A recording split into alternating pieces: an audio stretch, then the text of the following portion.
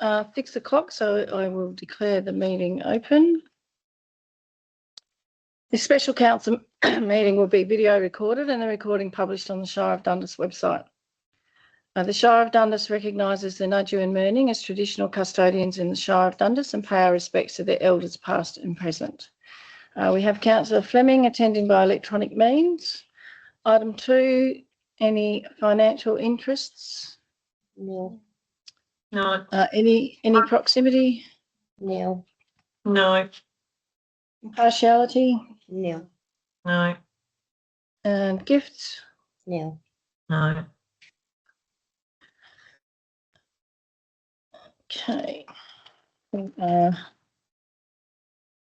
All here. There's no apologies. Yeah. Item 4, public question time. I have some questions from Raylene. So I'm not sure. So if you'd like to just tell us what your question is, because I'm not sure quite what the question is. Oh, okay. And the page numbers are not lining up with this document that I'm looking at. Okay. So, let me just put my glasses on my last question. The strategic plan from 2022 to 2023 stated on page 16 that the Shire stated that they would provide medical services, but there's nothing in the budget. Can you please explain why there has been nothing in the budget since the 2022-23 strategic plan? That's my first question. Do you want to answer that before I go on to the next? Yep. So the strategic plan is 2022 to 2032. It's a 10-year plan. In relation to medical services, local government doesn't provide medical services. Health, as far as local government is concerned, is doing food inspections, all that sort of stuff, inspections of food premises like the pubs, the roadhouses and things like that. What it says in the Community Goal 1 is that we'll work with government organisations and key stakeholders to support a high standard of health services. We don't actually provide health services. That's not our role. The provision of primary medical care is a federal government role. So that's their deal. So how under you? Sorry, this is budget. Okay.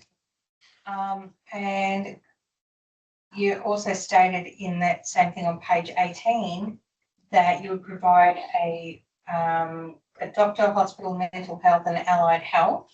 And I still don't see any of that provided for in the budget, not even like the housing for the doctor, which used to be in the budget prior to that. There is nothing anymore.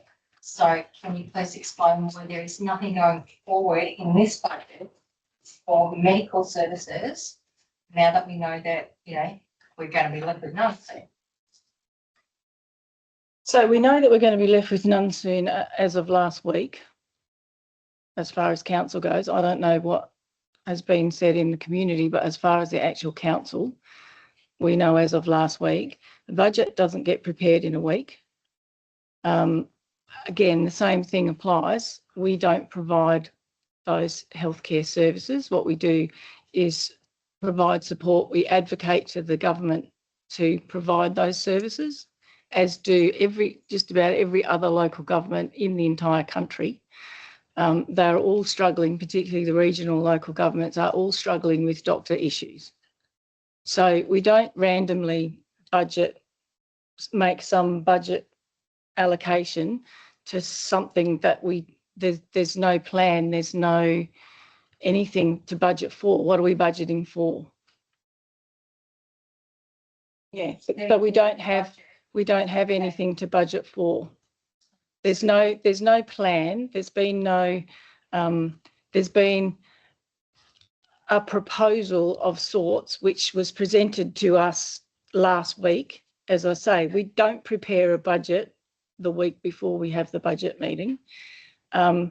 It was a proposal that was made in an informal meeting that we haven't had an opportunity to discuss any further yet. And again, we still sit with the same issue that it is not the role of local government to provide primary health care. So regardless of what's happened previously or what may happen in the future, currently that's not happening. And there's no plan, there's no anything that we can budget for. So are you telling me that the council is not planning to support medical services in the town? Is that what you're saying? No, That's what it comes across as. I'm saying that we support by advocating to the appropriate level of government to provide the services that they are supposed to provide. That be in the budget, because that's clearly going to take some time. But what are we budgeting for? Who are we paying? Like, who's our provider, and how much do we have to budget for? You question, my next question.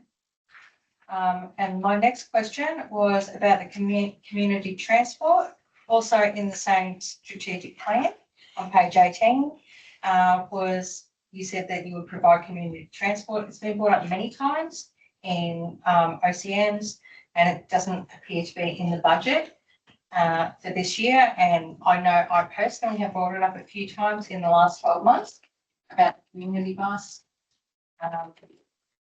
So where is that in the budget, and is that going to be put in the budget, or is it just going to be like people off to the side? So when you say community transport, what are you referring to? Your word in the budget, in the strategic plan on page 18, 2022. So But I'm just saying, referring back to the strategic plan, this budget does not cover the strategic plan for the community transport. You don't have anything in there today. Is there a reason for that? So I'm looking at page 18, and I'm not quite sure. There is a thing under health services that says seniors transport, and we do take our seniors here, there, and roundabout. If there's anything specific in the budget, it won't appear in this that's written on here, which is the statutory budget, which is the one that goes to the state government. So this version is the way that they want it presented. There's another version that drills down into individual items.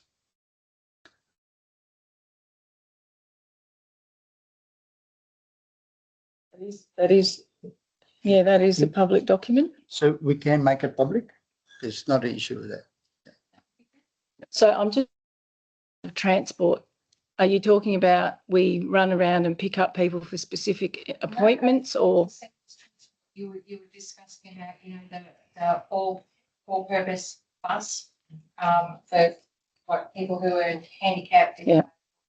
whatever, or labelled, whatever it's called. So we have a bus. We don't have a disabled accessible bus at the moment. There was one that wasn't ours that hasn't been replaced.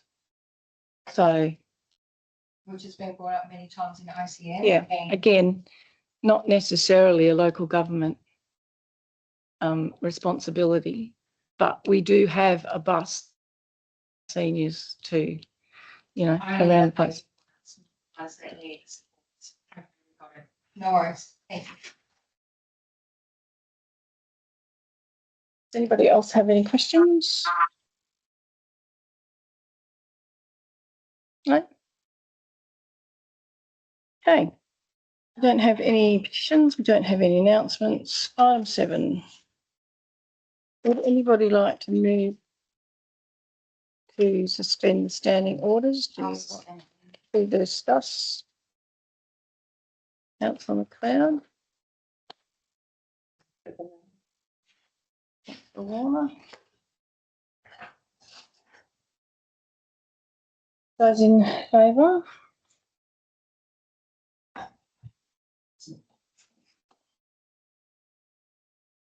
Okay, item 7.1, the draft annual budget 2026 to 2027.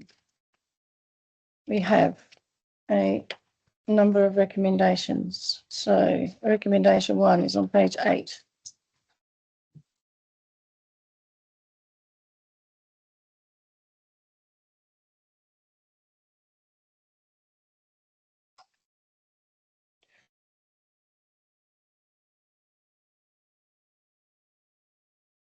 I'll move that recommendation. Hallelujah. Sorry, just having a moment.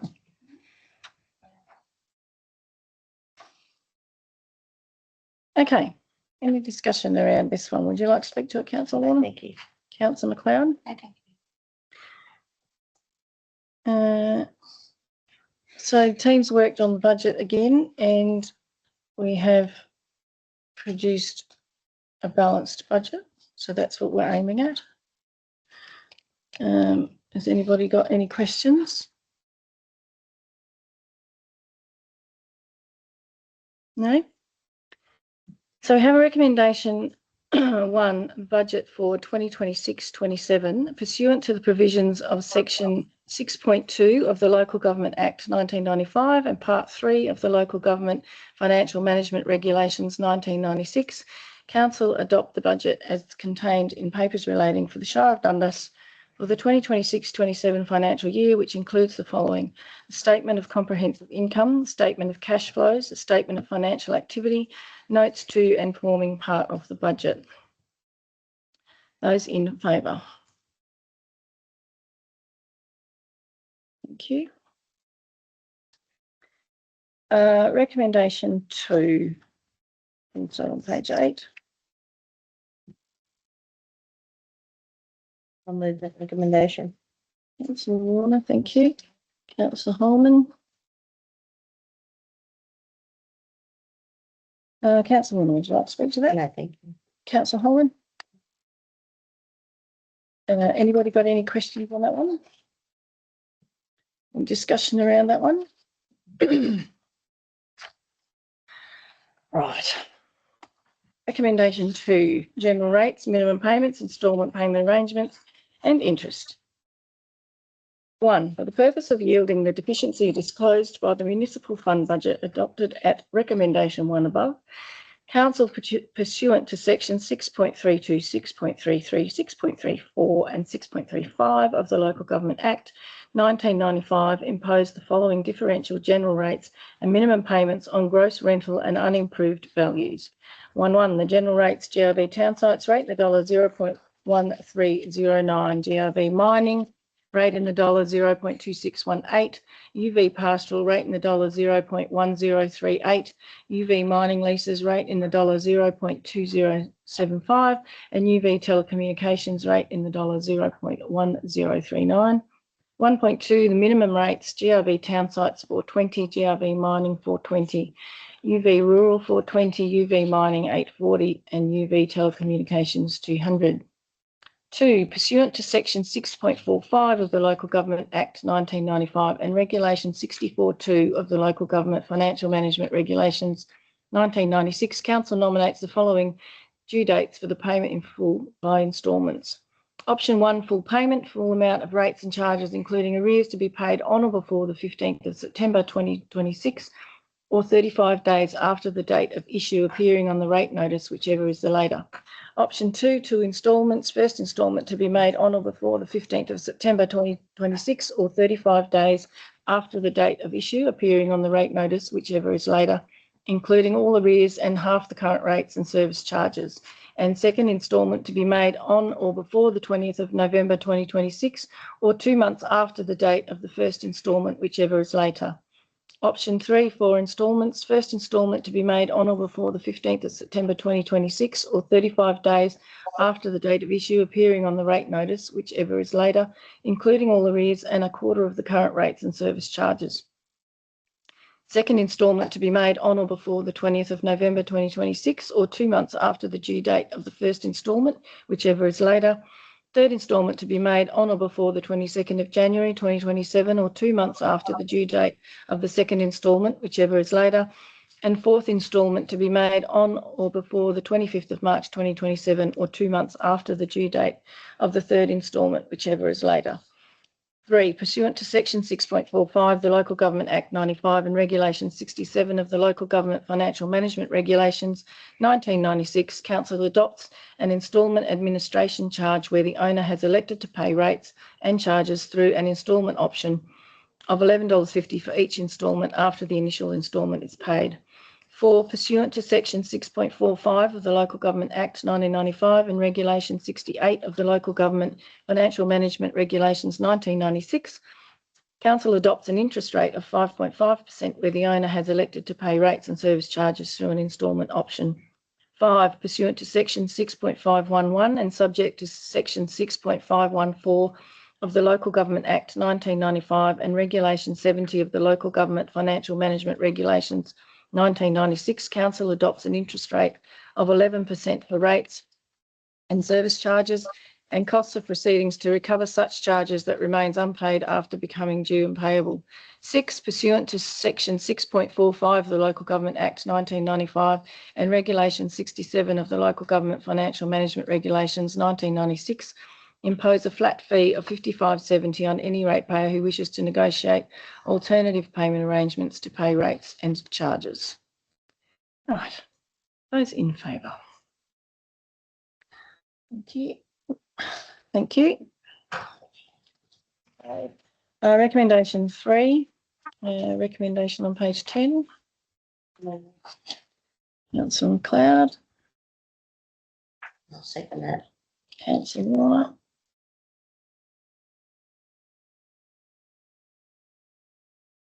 Who would you like to speak to that, Councillor McLeod? Councillor Warner? No, thank you. Anybody against?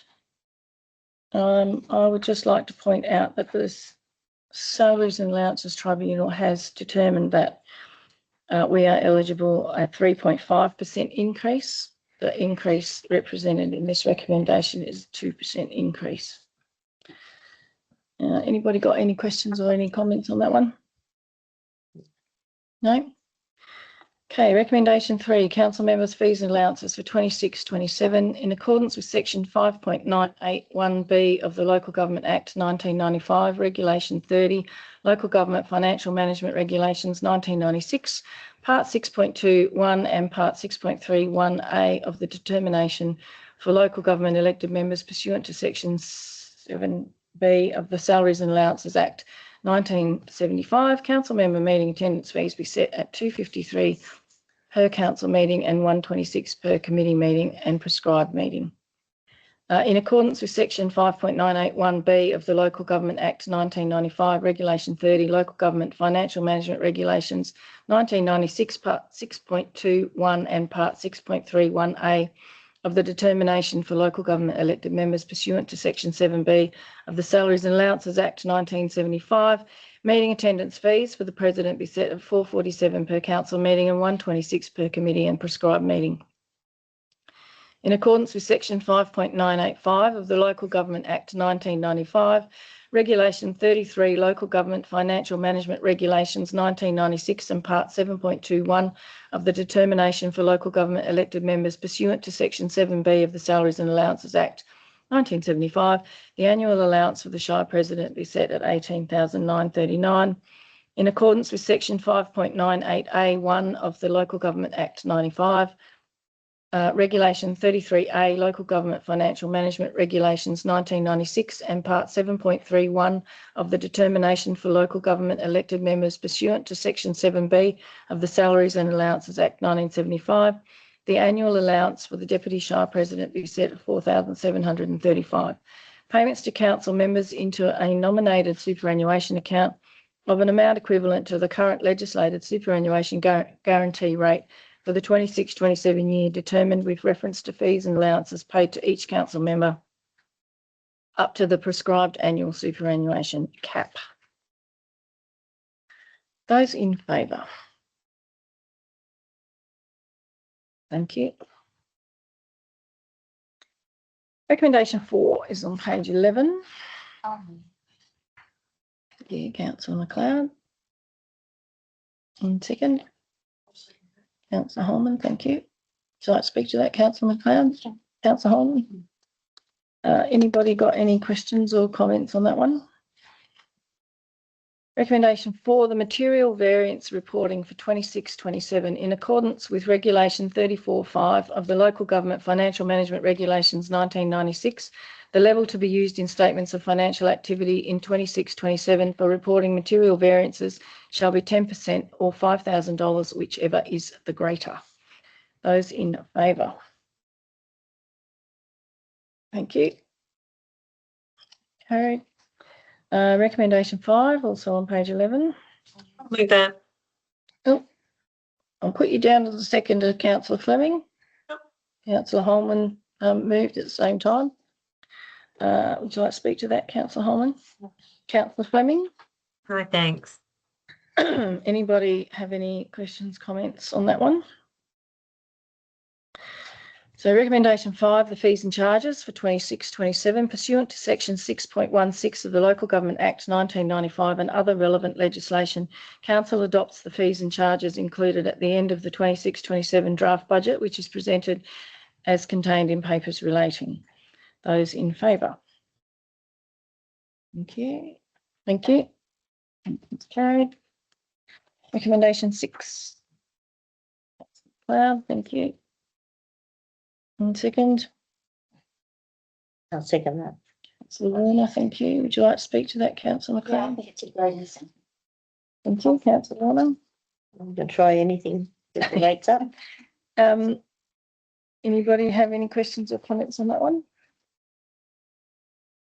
We have a recommendation for the rate payment incentive scheme. 2 early rate payment incentives be offered. 1, 3 cash payments as set out in the table below. So first prize 1,010, second prize 710, and third prize 415. When the rates are paid by the 31st of August. And 2, introduction of the Northern Residential Asbestos Fence Replacement Pilot Program, as contained in papers relating to fund the safe removal and replacement of up to 2 eligible asbestos-containing residential fences. Prizes to be allocated by a draw to be held at the next scheduled ordinary council meeting after the closing date that rates are due. To be eligible, the ratepayer must make payment in full by the nominated due date. Shire of Dundas councillor-owned properties are not eligible for the rates payment incentive scheme pilot. Those in favour? Thank you. That is carried. Okay, the next special meeting of council will be called as required. So we have no further business on this agenda. So I'll declare the meeting closed at 6:22. Thank you, everybody.